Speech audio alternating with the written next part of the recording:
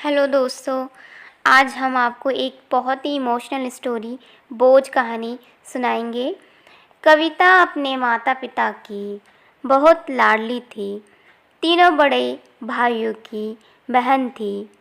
कोई भी चीज़ मांगने पर उसी वक्त सामने हाजिर हो जाती। पूरे घर में रौब था उसका। पूरे परिवार और नौकरों पर राजकुमारी की तरह हुक्म चलाती थी कविता। स्कूल में भी पूरा रौब था उसका। बड़े की लाडली जो थी वह। ऐसे ही उसने कॉलेज में दाखिला लिया। कविता के साथ कोई ज़बरदस्ती नहीं थी, पर कविता ने फिर भी हाँ कर दी, क्योंकि वह अपने परिवार से बहुत प्यार करती थी। वह जानती थी कि वह लोग उसका अच्छा ही सोचेंगे। लड़के का नाम राज था। राज काफ़ी पढ़ा लिखा और समझदार लड़का था। ससुराल वाले भी बहुत अच्छे थे। ससुराल में कविता की जगह वैसी ही थी जैसे कि मायके में। कोई भी कार्य कविता की सलाह के बिना नहीं होता था।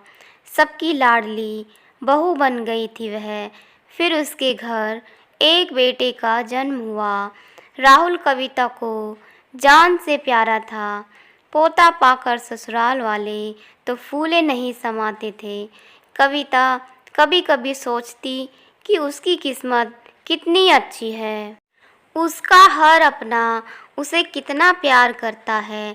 चाहे जीवन में कैसा भी समय आए, मेरे अपने हमेशा मेरे साथ हैं। मैं कभी अकेली नहीं हो सकती। कितनी खुशकिस्मत हूँ मैं।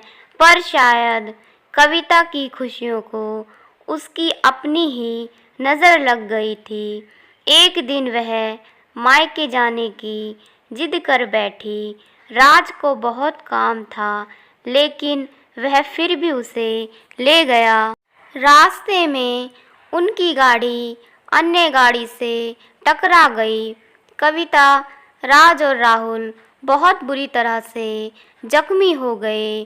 काफ़ी दिनों के इलाज के बाद राज और राहुल तो ठीक हो गए, लेकिन कविता पूरी तरह ठीक न हो सकी।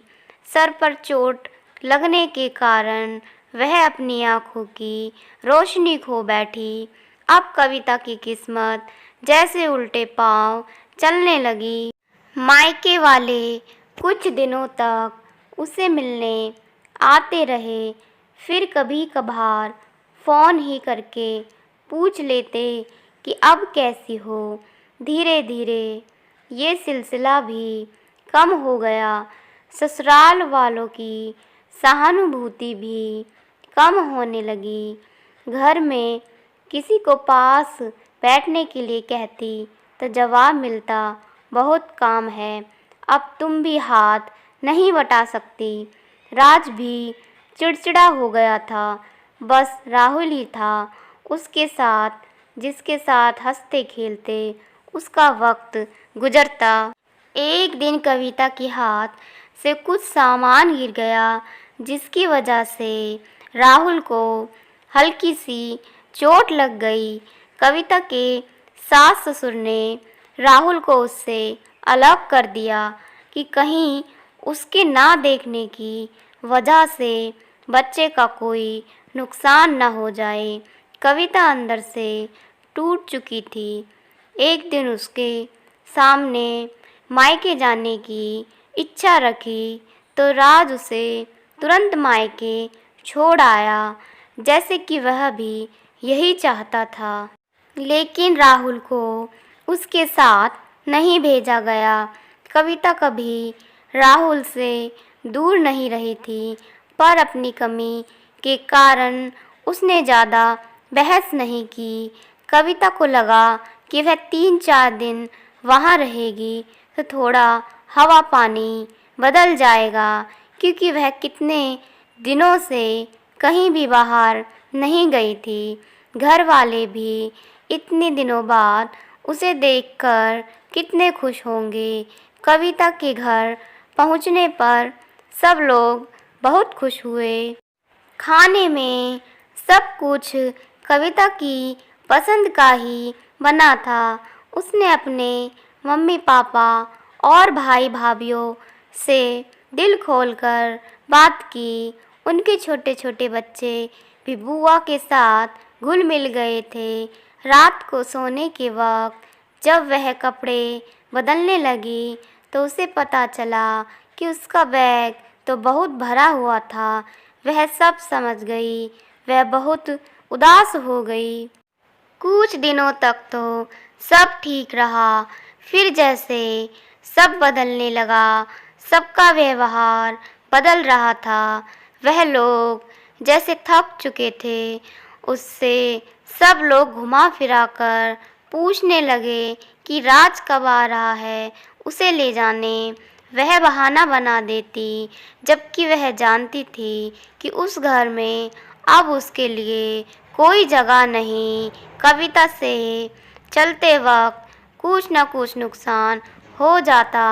थोड़ी बहुत टोका टाकी उसे सुनाई देती, वह टाल देती।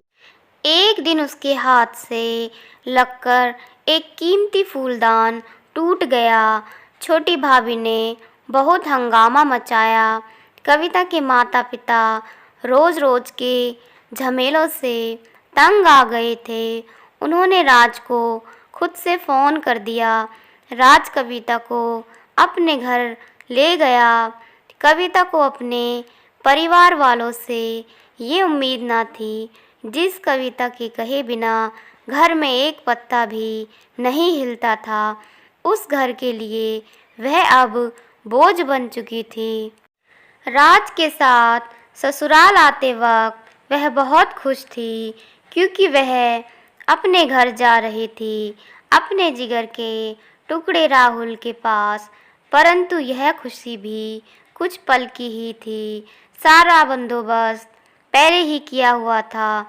कविता को सीधे ऊपर वाले कमरे में पहुंचा दिया गया। राहुल से दूर रहने की सख्त चेतावनी दी गई। तो दोस्तों, आपको हमारी आज की कहानी इमोशनल स्टोरी बोझ कैसी लगी? अच्छी लगी हो तो एक लाइक और चैनल को सब्सक्राइब ज़रूर कर देना।